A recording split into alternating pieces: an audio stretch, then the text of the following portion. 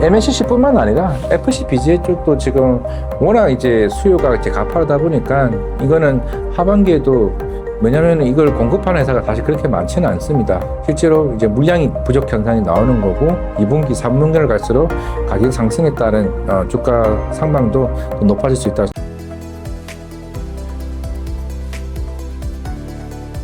매주 화요일 저녁 8시에 진행되는 무료 특강 아래의 링크에서 신청하세요. 최근 SK하이닉스가 미국 ADR 상장 추진과 함께 최대 100조 원 규모의 주주환원 정책을 검토하고 있다는 소식이 화제가 되고 있습니다.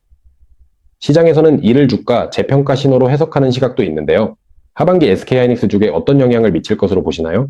원래 이제 그 ADR 상장 해서는 예전에 주주총회는 물론 이미 ADR 상장하겠다는 거 이전이었기 때문에 그때는 주주환원에 대해서는 어느 정도 좀 소극적인 측면이었고 1분기 때 주주환원 정책을 발표를 했고 전체 이번에 FCF 흔히 말해서 익명 현금흐름이죠. 익명 현금흐름의 50% 주주환원 정책을 하겠다고 했습니다. 이게 왜 하냐면은 사실 SK 스퀘어 때문에 하는 거예요. SK 스퀘어가 지금 해외 신주 발행으로 그 ADR 상장을 하게 되면 오히려 그 지분 희석이 되기 때문에 그러면 20%가 안 되겠죠. 그렇게 되면은 지주사의 조건이 미달성이 되게 됩니다. 그러면서 사실 자사주 매입을 백주를 하는 측면도 있고, 그래서 ADR 상장을 하게 되면 그게 요인 팩클러스터 쪽으로 자금 조달하려고 하는 측면도 좀 없지 않아 있는 상이기 때문에 이거는 SK하이닉스 관련 소부장도 좀 긍정적으로 봐야 되는 거고 SK 스퀘어도 이제 긍정적으로 좀 봐야 되는 상황이라서 왜냐하면 자사주 매입 이후 18개월 이내에 자사주 소각이 의무 사항입니다. 그 전에 배당금이 더 세게 들어가겠죠. 그럼 지분이 그 20% 가까이 있는 스퀘어가 가장 큰 수혜라고 보여지고 있고, 하이닉스 입장에서는 오늘자로 이제 PER이 7배 정도 수준입니다. 이제 마이크론과는 한 10배 정도, 마이크론이 한 10배 정도 수준이기 때문에, 미국으로 이제 상장이 되게 되면 당연히 어떤 이슈가 생기냐, ETF 쪽으로 이제 패시브 자금들이 유입이 되겠죠. 미국 시장에서. 그러면, 재평가되는 측면에서는 하이닉스는 하반기에도 좀 긍정적으로 볼 필요는 있다고 생각하고 있습니다. 최근 노무라증권이 SK하이닉스 목표주가 500만 원을 제시하면서 시장의 관심이 커지고 있습니다. ADR 상장과 주주환원 정책까지 감안했을 때 하반기 SK하이닉스 전망과 적정 목표가는 어느 정도로 보고 계신지 궁금합니다. 하이닉스는 이번 하반기 때는 아마 HBM4로 좀 승부를 걸 겁니다.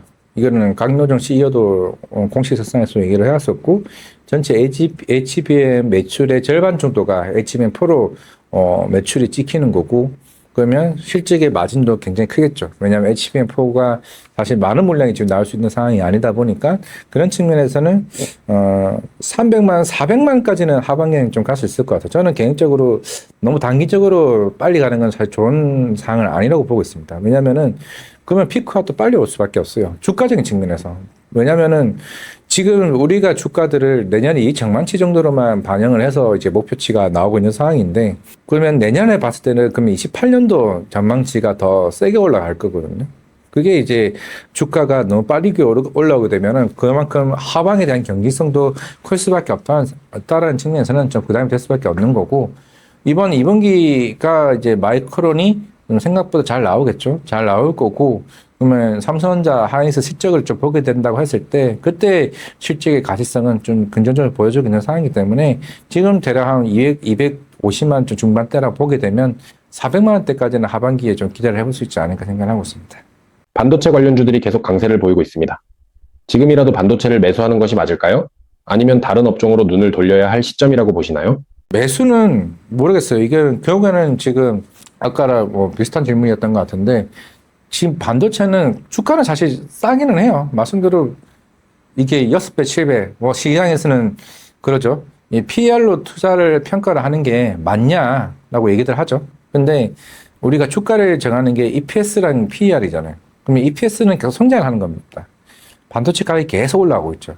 가격이 올라가다 보니까 그만큼 EPS가 계속 올라가게 되고, 당연히 PER은 가격이 올라가면서 이제 실적이 높아지다 보니까 PER이 낮춰지면서 실제로 P가 올라가는 상황이라서, 그러면 사야 되냐라고 하게 되면, 근데 요 최근에 제 주변의 반응들을 보게 되면 다른 코스닥이나 코스피에 오르지 않는 섹터에서 그냥 팔고 망해도 그냥 하이닉스 삼성전자에서 망하자 이런 주의가 좀 심한 것 같아요. 근데 개인 매수세가 너무 강해요. 이 강하다라는 거는 이게 나중에 떨어지게 됐을 때 이에 대한 반응도 오늘 보십시오. 삼성전자 초반 좋다가 바로 마이너스 3, 4%까지 찍어버리잖아요.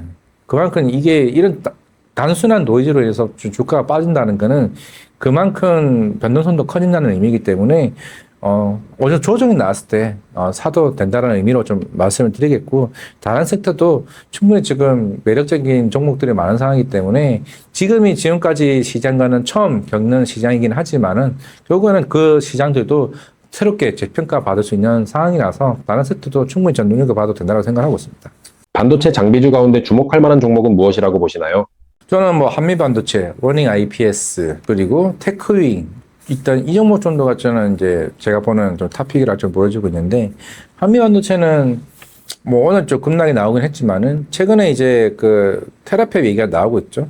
그러면서 500억 정도 지난주에 스페이스X에 지분 투자를 한다라고 얘기를 했습니다.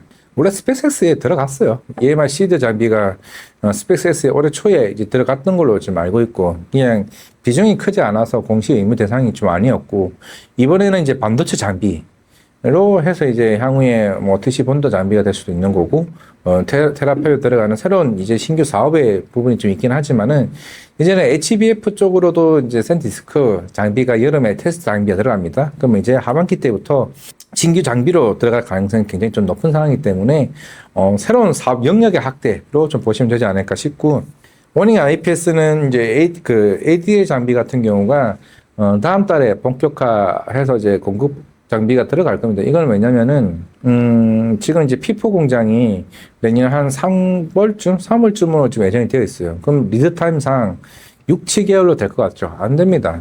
왜냐면은 마이크론도 그렇고 중국의 CSNT도 그렇고 하이닉스도 내년 2월일걸요?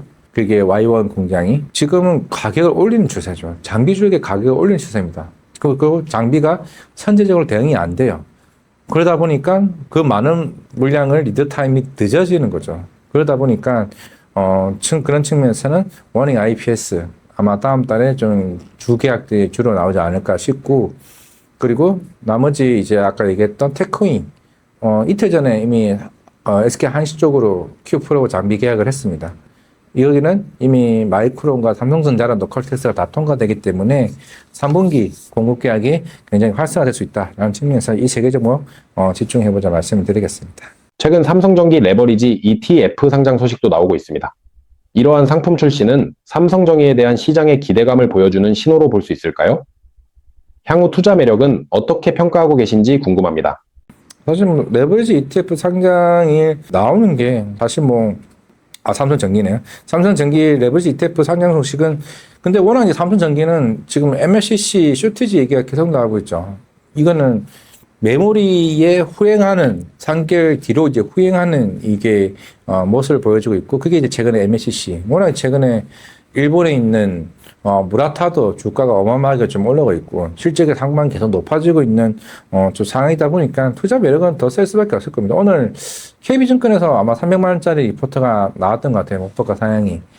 지금의 주가가 시장의 수급적인 가열 양상일 수는 있긴 하겠지만은, 이것도 사실 밸류가 주가를 지금 못 따라가고 있는, 주가가 밸류를 지금 못 따라가고 있는 측면인 상황이기 때문에 삼성전기 매력도는 생각보다 커지는 거고, MLCC뿐만 아니라 FCBGA 쪽도 지금 워낙 이제 수요가 이제 가파르다 보니까 이거는 하반기에도, 왜냐면 이걸 공급하는 회사가 사실 그렇게 많지는 않습니다. 많지는 않다 보니까 실제로 이제 물량이 부족 현상이 나오는 거고, 2분기, 3분기를 갈수록 가격 상승에 따른 주가 상방도 더 높아질 수 있다고 생각하고 있습니다.